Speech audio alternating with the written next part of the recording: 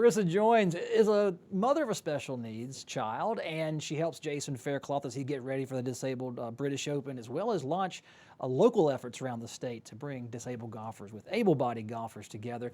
Long introduction, Carissa. Thanks for being on North Carolina Now. What's a guy like Jason up against out there in the world, trying to jump up and down and say, hey, folks, I can do this, just trust me? Well, Jason's had a very difficult time getting to the place where he is right now. For years, about 15 years, as he tells me, he's been sending emails out, trying to make contacts with people in the golfing community in just anywhere he thought that he might get some support to try to start demonstrating that individuals with disabilities can play golf and that there's a market for that there's opportunity to be able to allow that and be able to contribute. And so he's been fighting that really for 15 years and never was even able to get anybody to give him the time of day. What's the deal with that? Why wouldn't they at least write the guy back an email or bluntly tell him what they think? Maybe he was hearing it bluntly, I don't know. Well, sometimes people would just say, we're sorry, that's not something we feel like we can help you with, or they didn't understand the market for it. Sometimes it would just be ignored, and I think sometimes that's because people just have never had exposure to individuals with disabilities. They don't see them as being capable of being able to have things possibly just modified or adjustments made to be able to participate in things in the same way that anyone else does. So it was a very difficult experience for him, and it's hard to articulate that and try to explain to someone if they haven't been exposed to individuals with disabilities and haven't had the opportunity to see the capabilities that people have. It's not everybody is in that situation to be around golfers of different physical abilities. Mm-hmm. How much of it is a fear on the part of those of us who perceive ourselves to be able-bodied? How much of it is trying to be politically correct, because even down to the language, we feel we have to be careful about what we say? Right. Well, I think a lot of it is a lot of it would just boil down to we've not had that exposure, and so that's something that we're trying to raise, obviously.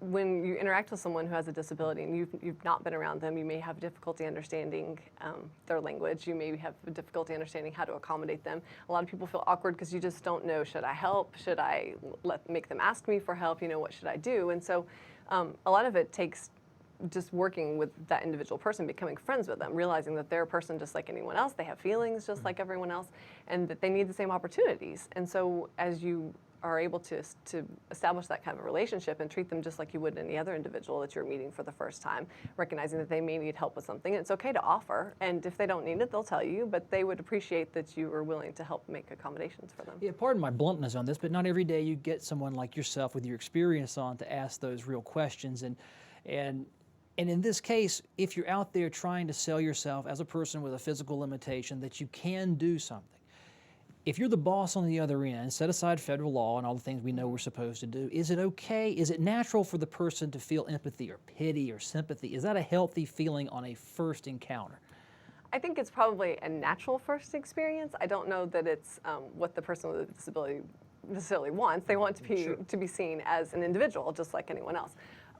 But there are accommodations most of the time that do need to be made, whether it's giving someone additional time to do something, giving them some supports, giving them a different physical environment to be able to accommodate something. So they appreciate when you're able to make accommodations for them.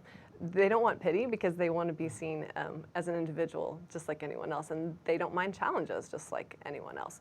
So I understand why people have that experience, and I think a lot of times individuals with physical disabilities get cut a lot more slack than maybe someone who has an individual that affects their social skills and things. Mm-hmm. So it's a difficult situation. I understand that. Is it reasonable for a group or for a organization or a job possibility, a hiring agent, to say, we really can't change our world for one person?